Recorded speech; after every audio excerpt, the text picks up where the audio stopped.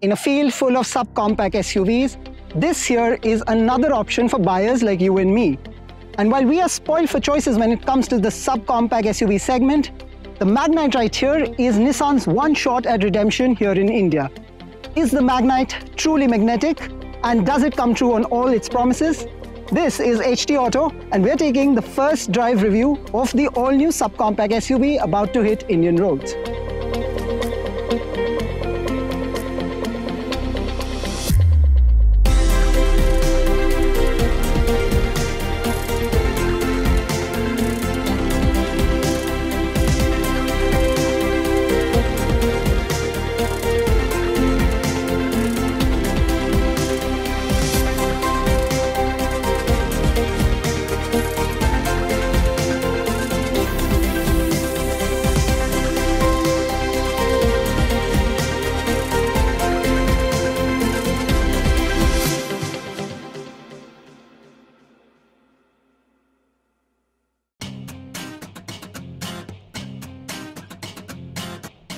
Half of the magnetic appeal of a car lies in how it looks, and that is just what the Nissan Magnite is aiming to woo buyers with. So while the big grille up at the front may look slightly similar to some of the Datsun cars, on the larger profile of this subcompact SUV, it looks well appointed. Now the front grille is highlighted by these large chunky chrome additions on the side and right here as well. On either side are really sharp LED headlight units. Down below are the LED DRLs and the small LED fog lights. Everything here is in LED. Now adding a bit of SUV flair to this subcompact SUV are the silver skid plates on the bumper, and if that's not enough to give it a more muscular appeal, the bonnet has a really strong presence. It's not aerodynamically shaped, instead it's more bold, and it has got really prominent body lines all around it. The stand-up character of the car is also evident on the side, but it does get some crossover-ish visual genetics, more than a full-blown SUV profile. And that only adds to the charm. Speaking in terms of dimensions, the Magnite is less wide than the Sonet, but in terms of length and ground clearance, the car is similar to what the Kia has on offer. But moving to specifically the Magnite, it is offered in multiple dual-tone color options. Unfortunately, our review unit comes in a single-tone color. Not that that looks bad, because you do get these chrome door handles, there is a chrome lining just under the windows, and a functional roof rail, which is a very practical addition from the engineers at Nissan. Furthering the visual appeal of the vehicle are these large 16-inch alloys which are really smartly designed, and these more squarish wheel arches which give the car a more upright position in terms of visual appearance. There is a very tiny rear quarter glass right here which adds to the sense of roominess inside, while the tail lights come sweeping into the side profile as well. Now there are nicely shaped character lines here as well. So there is one that's stretching right from the A-pillar almost to the rear door handle, and there is another one that's coming in from the tail light all the way to the almost middle of the door. So these are fine details like the skid plate also at the bottom of the doors, which go and sort of ensure that the Magnite has a look that's as purposeful from the side as it is from the front. Now over to the rear is where things get simpler but get really clean as well. The roofline tapers ever so slightly towards the chunky seat pillars to flow into the rear profile of the car. Here, the simple yet elegant taillights flank the Magnite badge and the new Nissan logo. The skid plate on the rear bumper now appears to be trying a little too hard, and ideally, the lifting angle should have been a little lower for easier luggage placement.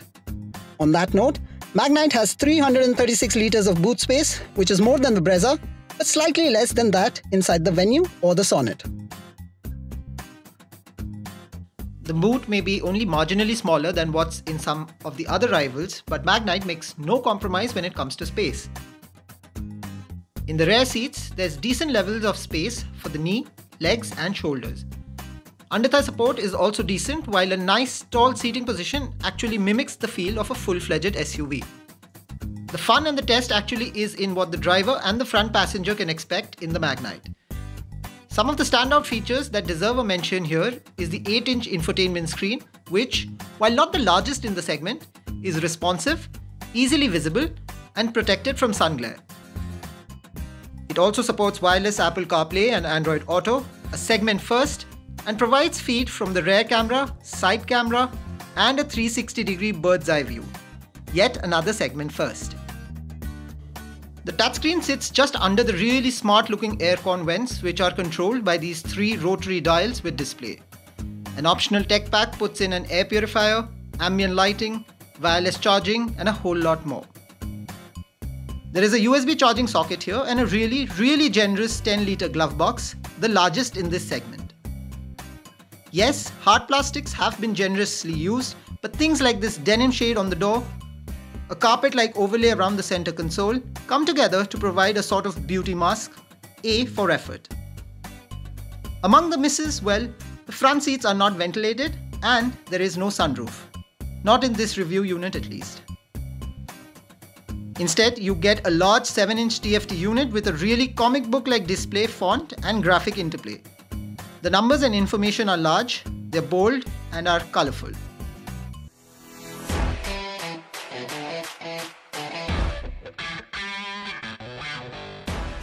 Now in this drive review, we are putting both the manual as well as the automatic transmission on the Nissan Magnite to the test. But first up is the turbo engine and the CVT transmission option. Nissan has made really big, bold claims about the transmission as well as the engine option. But before we actually get to that, it's about the sense of purpose that you get once you sit in the driver's seat inside the Nissan Magnite.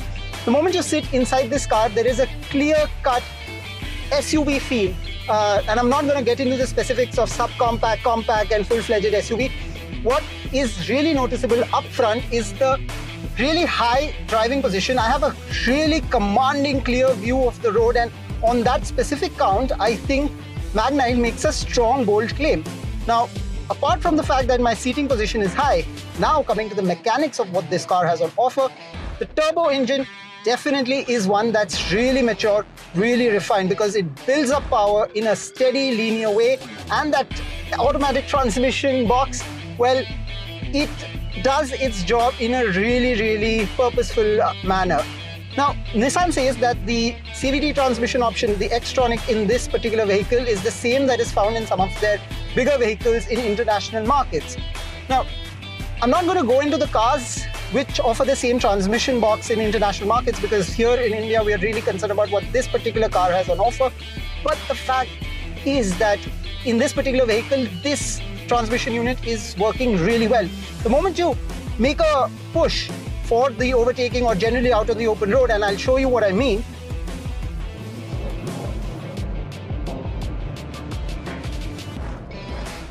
the shift ups are absolutely effortless. There is absolutely zero rubber band effect that the transmission unit is coming in. In fact, that the gear changes are actually happening is only evident from how the car climbs towards the triple-digit mark. And once you are at the triple-digit mark, the car remains steady, car remains composed, it holds its line with a nice sense of purpose, and that's thanks to a steering wheel that's not entirely light, not entirely heavy, but absolutely well engineered, well balanced somewhere in the middle. So you do get a sense of feedback when you are touching triple-digit speeds, and yet it's nimble enough to make those turns. Reaching triple-digit speeds inside this turbo Nissan Magnite is not a problem whatsoever. But on the flip side, I too feel that the brakes lack a little bit of punch, a little bit of bite. So it does its job, so no problems on that count. But when you are speeding, you just have to press the brake a little harder to negate that spongy effect that the car's brake otherwise has. So maybe, just maybe, the brakes could have been given a little more bite for a little bit more precision. I really have mixed feelings about the suspension setup inside the Magnite. That's because it seems like it's on the stiffer side, but I'm not going to stick my neck out and say that I've figured the suspension completely. It's comfortable for sure when you're cruising down, ambling down highways, but there is a slight discomfort at moderate speeds over speed breakers which are larger than what they should be. So I'm still trying to figure out how the suspension setup has been done, because it's either really good or just about okay. But one thing is for sure, it's not something that me or people who are inside the car in the passenger seats would really point out and elaborate and say that this is not a good thing. Now, I'm not very sure how much the microphone will pick up the wind noise if I roll down the windows, but just to give you an idea, just a glimpse into the NVH levels that I just spoke about, I'm going to roll down the window on my side.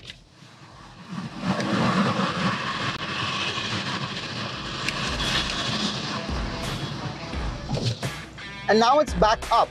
Now, I really do hope that the microphone picked up the difference between the sound from the outside, from the ambient, once the windows are rolled down and now that they're back up again. To me, I'm sitting right here, to me, it seems like Nissan has done a fantastic job. From noon to now, it's late in the afternoon, and so far it's been a fun day driving the Nissan Magnite. But we've now swapped our cars, and we're no longer in the CVT but in the 5-speed manual transmission Magnite.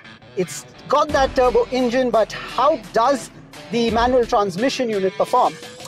So far, I am not too disappointed, in fact not disappointed at all, and there are a couple of reasons. The gear shifts are crisp, they're not as sharp perhaps as what you would find in some of the Hyundai vehicles, but the gear shifts do lock in at the precise level where you want it to be, and the throws are just about adequate, and the shifts, the range is again at par with what you would expect for a subcompact SUV.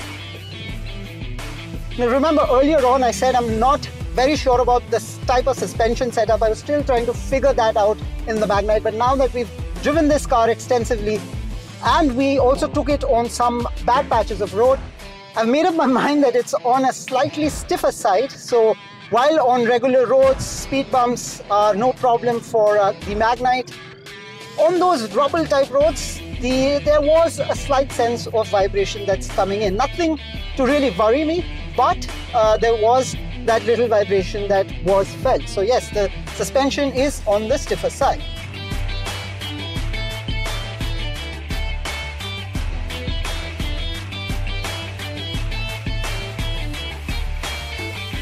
Now, the one good thing I really like about this manual transmission unit is that to get that extra bit of punch for that overtaking move, you don't really have to shift it to a lower gear, because this car will actually respond at the press of the accelerator regardless of which higher gear you're at. So for example, right now I'm ambling along at about 2000 RPM, I'm at 70, I'm in the 4th gear. I press it, I move on to the 5th gear, the RPM band sort of goes under 2000, and I can keep pushing it from here on. Now remember, I did say that you will perhaps miss the 6th gear in a car as powerful as this one.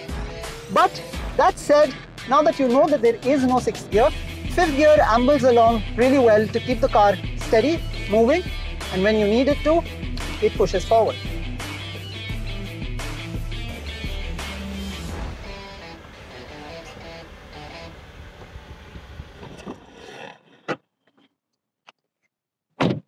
So the Magnite is a strong attempt by Nissan at showcasing what it's capable of, something that was obscure at least here in India for quite some time.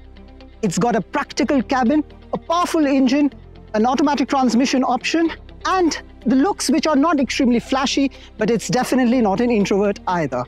If you're someone who's in the market for a subcompact SUV, the Nissan Magnite may be considered a strong proposition, especially because we expect Nissan to price this car extremely lucratively. What do you think about the Nissan Magnite? Do let us know. For now, thank you so much for watching.